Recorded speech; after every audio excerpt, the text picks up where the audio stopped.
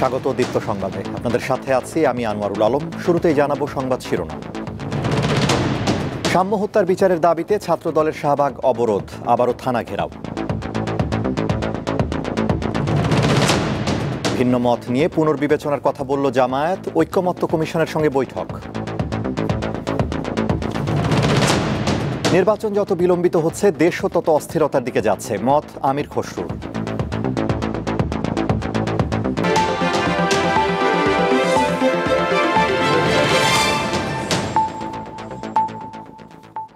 বিস্তারিত। ঢাকা বিশ্ববিদ্যালয়ের শিক্ষার্থী ও ছাত্রদল নেতা শাহরিয়ার আলম সাম্য হত্যা মামলায় প্রকৃত হত্যাকারীদের গ্রেফতার ও বিচার দাবিতে রাজধানীর শাহবাগ চৌরাস্তা অবরোধ করে বিক্ষোভ করেছে জাতীয়তাবাদী ছাত্রদল। বিকেল 3:45টার দিকে শাহবাগ মোড় অবরোধ করেন তারা। কর্মসূচিতে সাম্য হত্যার বিচার চেয়ে বিভিন্ন স্লোগান দেন ছাত্রদলের নেতাকর্মীরা। ছাত্রদলের সভাপতি রাকিবুল ইসলাম ও সাধারণ সম্পাদক নাসির উদ্দিন বক্তব্য দেন। বিকেল 5:30টার দিকে ছাত্রদলের সভাপতি কর্মসূচি সমাপ্ত ঘোষণা করেন। এরপর ছাত্রদলের নেতাকর্মীরা মিছিল করে শাহবাগ থেকে চলে যায়। এরপর শাহবাগ মোড় দিয়ে আবার যান চলাচল শুরু হয়।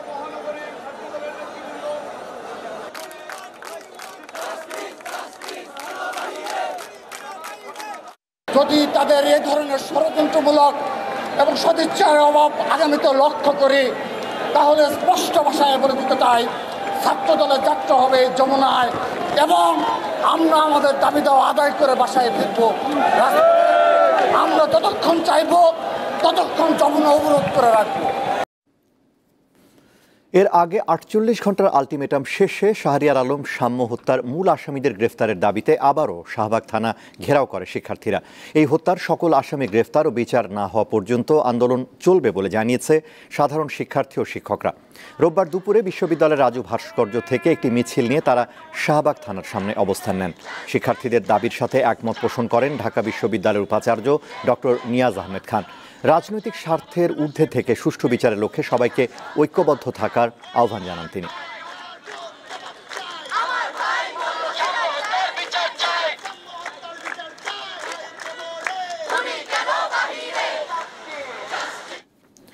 ক্রাফট ইনস্ট্রাক্টরদের রিটের পরিপ্রেক্ষিতে দেওয়া হাইকোর্টের রায় বাতিলের দাবি জানিয়েছে পলিটেকনিকের শিক্ষার্থীরা। রবিবার হাইকোর্টের সামনে অবস্থান নিয়ে তারা আরও জানায়, আপিল বিভাগ রায়টি বাতিলের পরিবর্তে শুনানির নতুন তারিখ নির্ধারণ করায় হতাশ কারিগরি ছাত্র সমাজ। 6 দফা দাবি পূরণে দীর্ঘদিন থেকে দাবি আদায় রাজপথে রয়েছে পলিটেকনিকের শিক্ষার্থীরা, যা গত 16 এপ্রিল থেকে জোরালো আকার ধারণ করে। আন্দোলনকারীরা কখনো শাটডাউন, কখনো রেলপথ, আবার কখনো অবরোধ করে সড়ক মহাসড়ক।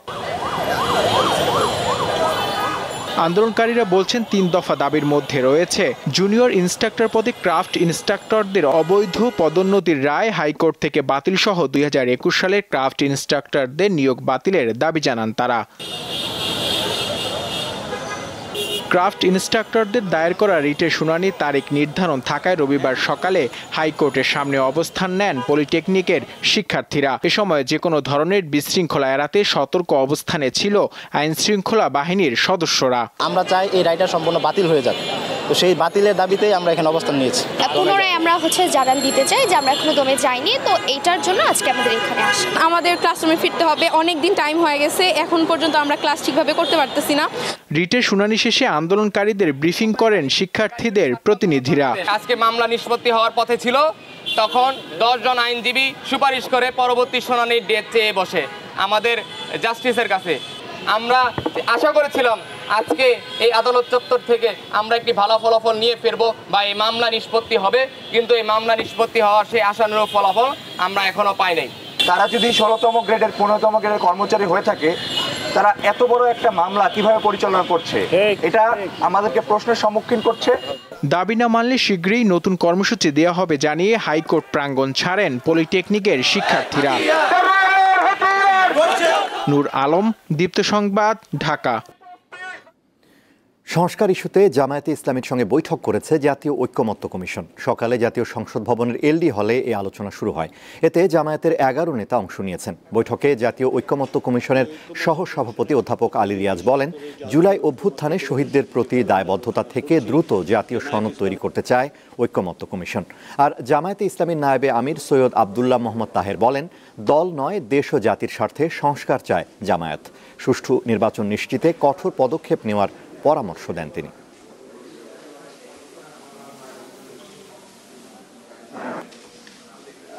এটা কেবলমাত্র জাতীয় ঐক্যমত্য কমিশনের বিষয় নয়।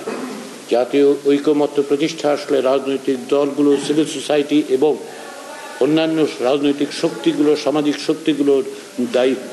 সকলেই আন্তরিক, সকলেই চান এবং আমরা বিশ্বাস করি সকলের প্রচেষ্টা নিঃসন্দেহে সফল হবে।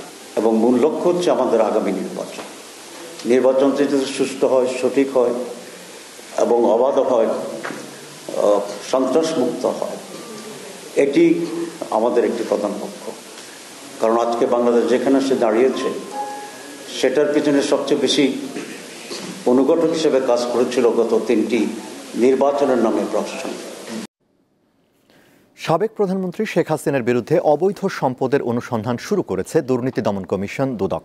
রোববার সংস্থাটির উপপরিচালক মাসুদুর রহমানকে এই অনুসন্ধানের দায়িত্ব দেওয়া হয়েছে। সম্পদ বিবরণীর নোটিশ জারি সহ শেখ হাসিনার স্থাবর অস্থাবর সম্পদের হিসাব খতিয়ে দেখবে অনুসন্ধানকারী দল। একই সঙ্গে তার আয়কর নথির সঙ্গে বাস্তবে তার সম্পদের হিসাব মেলাবে তারা। এর আগে প্লট জালিয়াতি, বিদেশে অর্থ পাচার, প্রকল্পের অর্থ লুটপাটের একাধিক অনুসন্ধান শুরু করে দুদক। এছাড়া বিমানবন্দরে উন্নয়ন প্রকল্পের নামে লুটপাটের অভিযোগেও শেখ হাসিনার বিরুদ্ধে আরও একটি মামলা করতে যাচ্ছে সংস্থাটি।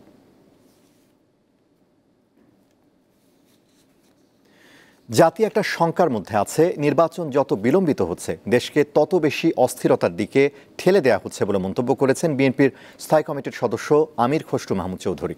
শনিবার রাজধানীর বনানীতে সমসাময়িক বিষয়ে এক ব্রিফিংয়ে বিএনপির এই নেতা বলেন, অন্তর্বর্তীকালীন সরকারের দায়িত্ব ছিল একটি সুষ্ঠু নির্বাচন করে নির্বাচিত সরকারের কাছে ক্ষমতা তুলে দেয়া। আমির খসরু বলেন, করিডোর, বন্দর, বিভিন্ন বিষয় নিয়ে আলোচনা চললেও নির্বাচন নিয়ে কোনো আলাপ নেই। দিন যত যাচ্ছে শঙ্কা তত বাড়ছে বলে অভিযোগ করেন বিএনপির স্থায়ী কমিটির এই সদস্য। বিভিন্ন ধরনের লোক প্রতিনিয়ত দায়িত্ব নেওয়া হচ্ছে।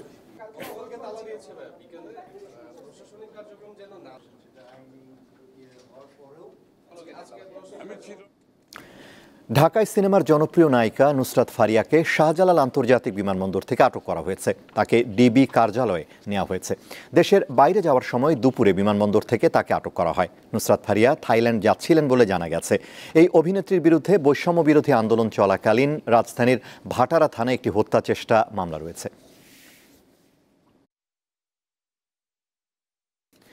চট্টগ্রামের কোতোয়ালি থানায় দায়ের করা রাষ্ট্রদ্রোহ আইনজীবী সাইফুল ইসলাম হত্যার 2 মামলায় সনাতনী জাগরণ জোটের মুখপাত্র চিন্ময় কৃষ্ণ দাস ব্রহ্মচারীকে 2 দিন জেলগেটে জিজ্ঞাসাবাদের আদেশ দিয়েছে আদালত। সকালে চট্টগ্রাম মেট্রোপলিটন ম্যাজিস্ট্রেট SM আলাউদ্দিনের আদালত শুনানি শেষে এই আদেশ দেন। চিন্ময় কৃষ্ণ দাসকে জেলগেটে জিজ্ঞাসাবাদ করার জন্য আদালতের কাছে আবেদন করেন মামলার তদন্ত কর্মকর্তা। শুনানি শেষে 1 মামলায় 1 দিন করে, 2 মামলায় 2 দিন জেলগেটে জিজ্ঞাসাবাদের আদেশ দেয় আদালত।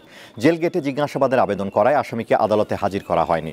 গত বছরের 26 নভেম্বর রাষ্ট্রদ্রোহ মামলায় চিন্ময় কৃষ্ণ দাসের জামিন নাকচ করে কারাগারে পাঠানোর আদেশ দেয় আদালত।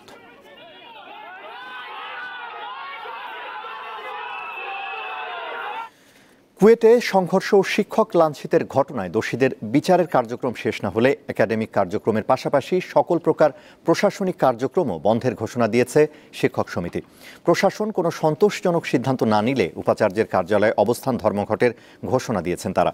দুপুরে সংবাদ সম্মেলনে শিক্ষকরা বলেন, সিন্ডিকেটের সভায় শোকজ প্রক্রিয়া সম্পন্ন হয়েছে। এই প্রক্রিয়া চলমান রাখার আহ্বান জানান তারা। পাশাপাশি আগামীকাল দুপুর 12টার মধ্যে বিচার প্রক্রিয়া সম্পন্ন করে শিক্ষার পরিবেশ নিশ্চিত করার দাবি জানানো হয়েছে।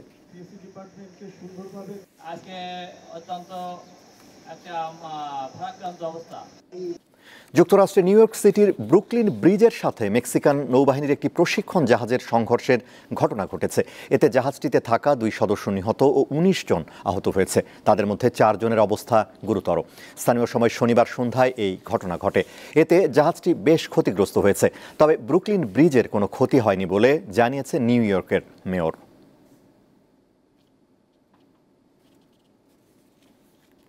ইয়েমেন থেকে ছোড়া ক্ষেপণাস্ত্রের কারণে ইসরায়েলের প্রধান ও সবচেয়ে ব্যস্ত বেন গুরিয়ন আন্তর্জাতিক বিমানবন্দর আজ রোববার সাময়িকভাবে বন্ধ করে দেওয়া হয়েছে। বিমানবন্দরটিতে অনির্দিষ্টকালের জন্য বিমান ওঠানামা স্থগিতাদেশ দেওয়া হয়েছে। ইসরায়েলের সামরিক বাহিনী জানিয়েছে ইয়েমেন থেকে ছোড়া একটি ক্ষেপণাস্ত্র ভূপাতিত করেছে তারা। এদিকে ফিলিস্তিনের গাজা উপত্যকায় হামলা অব্যাহত রেখেছে ইসরায়েল। শনিবার দিবাগত রাতে বোমা হামলায় অন্তত ৭৪ জন নিহত হয়েছে। এর মধ্যে ৩৬ জন আল মাওয়াসির অঞ্চলে নিহত হয়েছে। এই জায়গাটিকে নিরাপদ অঞ্চল হিসেবে ঘোষণা দেওয়া হয়েছিল। কাতারের হামাসের সাথে যুদ্ধবিরতি আলোচনা পুনরায় শুরু হওয়ার মধ্যেই হামলা জোরদার করেছে ইসরায়েল। এক বিবৃতিতে গাজার সরকারি মিডিয়া অফিস জানিয়েছে যে ইসরায়েলি সেনাবাহিনীর হামলায় গত ২ দিনে গাজা ভূখণ্ডের উত্তরে অন্তত ২০০ ফিলিস্তিনি নিহত হয়েছে। প্রায় ৩ লাখ মানুষকে ইসরায়েলি বাহিনী জোরপূর্বক গাজা শহরের দিকে সরিয়ে দিয়েছে। ২০২২ সালে যুদ্ধ শুরুর পর ইউক্রেনে এ যাবৎকালের সবচেয়ে বড় ড্রোন হামলা চালিয়েছে রাশিয়া। হামলায় কিয়েভ অঞ্চলে এক নারী নিহত হয়েছেন এবং অন্তত ৩ জন আহত হয়েছেন। স্থানীয় সময় রোববার রাত থেকে আজ সকাল ৮টা পর্যন্ত ২৭৩টি ড্রোন ছুঁড়েছে রাশিয়া। এসব ড্রোনের লক্ষ্যবস্তু ছিল কিয়েভ, পূর্বাঞ্চলের দনিপ্রো পেত্রোভস্ক ও দোনেস্ক অঞ্চল। ইউক্রেনের বিমান বাহিনী জানিয়েছে ইউক্রেনের আকাশ প্রতিরক্ষা ইউনিট ৮৮টি ড্রোন ধ্বংস করেছে। হামলায় আরও ১২৮টি সিমুলেটর ড্রোন ব্যবহার করা হয়েছিল, তবে সেগুলো কোনো লক্ষ্যবস্তুতে আঘাত হানতে সক্ষম হয়নি।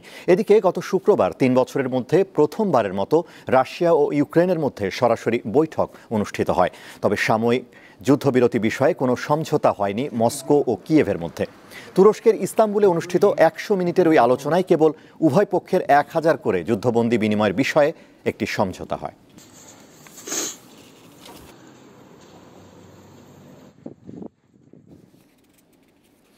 খেলার খবর। আরও একবার সাফের বয়সভিত্তিক আসরের ফাইনাল খেলার অপেক্ষায় বাংলাদেশ অনূর্ধ্ব-১৯ দল। ডিফেন্ডিং চ্যাম্পিয়নদের এবারের প্রতিপক্ষ টুর্নামেন্টের স্বাগতিক ভারত। সন্ধ্যা 7:30টায় শুরু হবে ম্যাচটি। মালদ্বীপের সাথে ড্র করে নিজেদের দ্বিতীয় ম্যাচে ভুটানকে ৩-০ গোলে হারায় বাংলাদেশের যুবারা। আর সেমিফাইনালে নেপালকে ২-১ গোলে হারিয়ে টানা দ্বিতীয়বারের মতো ফাইনালে ওঠে গোলাম রব্বানী ছোটনের শিষ্যরা। প্রতিপক্ষ ভারত অনূর্ধ্ব-১৯ দল টুর্নামেন্টের ৩ ম্যাচে করেছে ১৫ গোল। তাতে স্বাগতিক স্ট্রাইকারদের দিকে বিশেষ মনোযোগ রাখতে হবে নাজমুল ফয়সাল বাহিনীকে। শেষ করব দীপ্ত সংবাদ, তার আগে সংবাদ শিরোনামগুলো জানাবো আরও একবার। সাম্য হত্যার বিচারের দাবিতে ছাত্রদলের শাহবাগ অবরোধ, আবারও থানা ঘেরাও। ভিন্ন মত নিয়ে পুনর্বিবেচনার কথা বলল জামায়াত, ঐক্যমত্য কমিশনের সঙ্গে বৈঠক। নির্বাচন যত বিলম্বিত হচ্ছে দেশও তত অস্থিরতার দিকে যাচ্ছে, মত আমির খসরুর।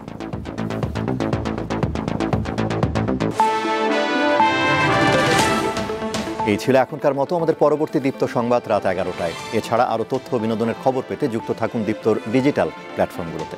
ধন্যবাদ।